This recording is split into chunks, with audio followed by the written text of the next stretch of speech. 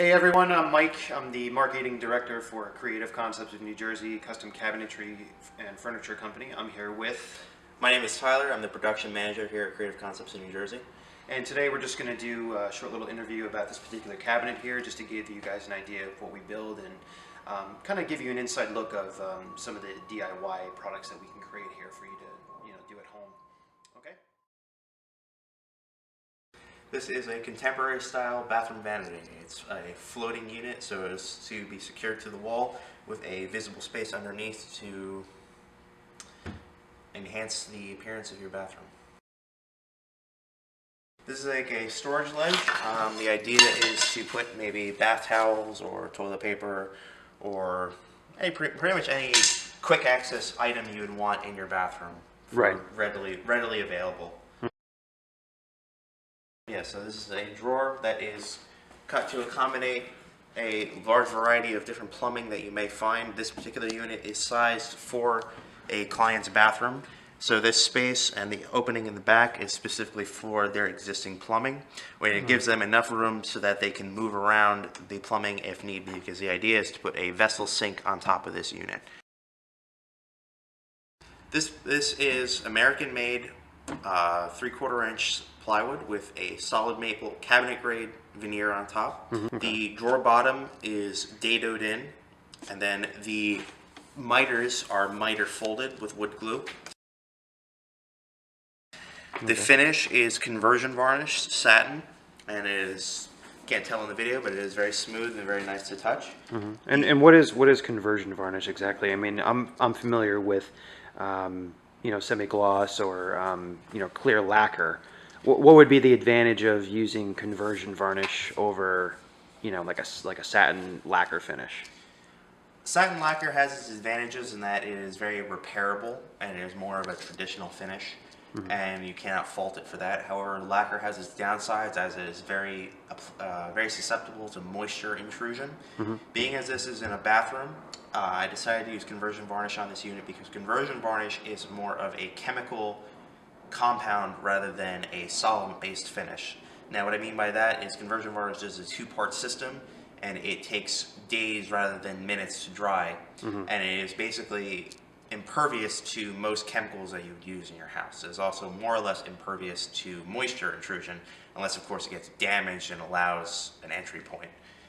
It is much harder wearing, it is much longer lasting, and it has a different appearance and feel than lacquer. Conversion varnish is more of a modern finish, and it is, like I said, it is more durable. However, its downside is that it is not as easily repaired as lacquer is. However, with a unit like this is not going to be subject to a lot of wear and tear.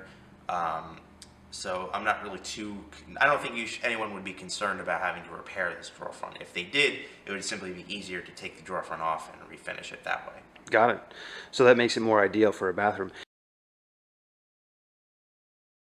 The finish on the outside, as you can see, has a piece of plastic layer over it. This is Wilson Art plastic laminate, and this is high gloss, so it's very shiny and very reflective. The countertop of this unit is integrated, so it's just one piece. There's nothing going on top of this except for the sink. It is very resistant to scratching. It is unaffected by moisture, it's unaffected by chemicals, and it's basically unaffected by everything except sharp objects.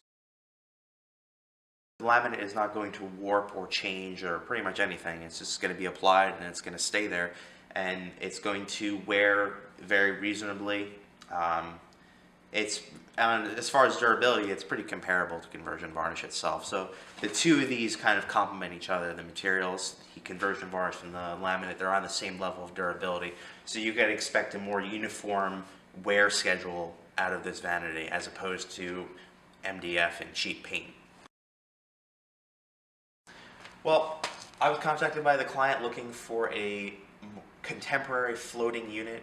She wasn't quite sure what exactly she wanted, but she knew she wanted something that would fit in her existing bathroom because she's remodeling her bathroom herself.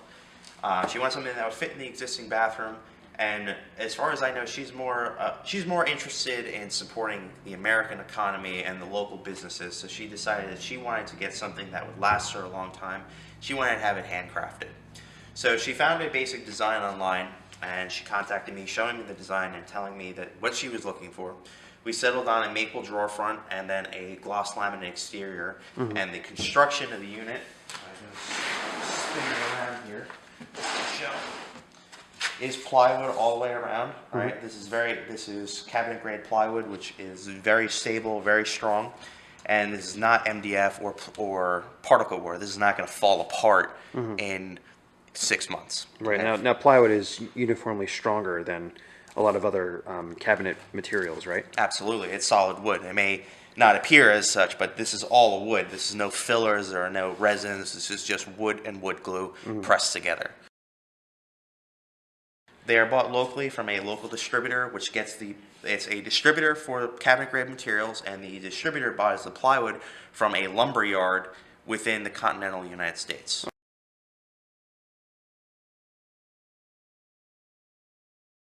Assuming that they have experience with hand tools, yes, because all this is a matter of is screwing it to the wall. Okay. The hardest part, of course, would be leveling it. Now, another feature that we include on our units, spin this around again here, so it's got some weight to it. We have our filler scribes. Now, what these are for is if you have a wall that's out of square or out of level, what you can do is you can trim these to fit them to the wall to have a more uniform appearance, as opposed to just filling a huge gap with caulk. Okay? This is very easy to do with just a piece of wood and some sandpaper. It takes a little bit of time, but you put the cabinet up against the wall, and you trace the wall, and then you sand it until it matches the shape, and then you push it up against the wall, and you're basically done. You fill the remaining gap with caulk, and caulk would especially be recommended in the bathroom, especially along the top here. You're going to go and you're going to spend your money on a high quality vanity or other cabinet fixture that won't degrade in 6 months. Okay, and you're going to install it yourself, and you'll actually end up spending less money and get a better product than you would if you had hired someone to go pick one for you and install it for you. Gotcha. There's a bit more skill involved because you have to install it, but with these days, with the amount of information that's available on the internet and the amount of information that's available just through friends and family, this is not a difficult task for anyone who's determined.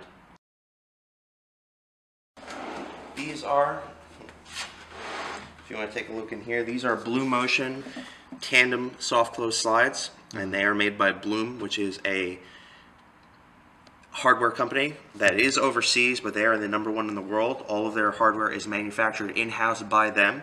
They are the leader in European hardware technology, and for those of you that are aware, that would include European hinges, European style slides, which are these, and more of a modern, contemporary style hardware, as opposed to the traditional ball bearing side mount slide or ball bearing under mount slide. These are ball bearing under mount with soft close, and they are very, very smooth.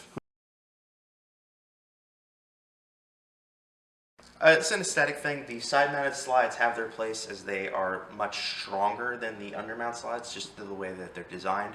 The side mounts can support a lot more weight. However, if this is a vanity, you're not going to be putting a whole lot of weight in these. That being said, these drawer slides are still rated to 80 pounds. Oh, wow. The side-mount slide, however, can be rated to up to 200 pounds. It all depends on your application. As a guesstimate, I would warranty the craftsmanship for a lifetime. As far as wear and tear, that's entirely dependent on the end user. Okay. So I would never expect this unit to fall apart. Great. All right. Well, thank you very much for the information, and everyone stay tuned for more videos.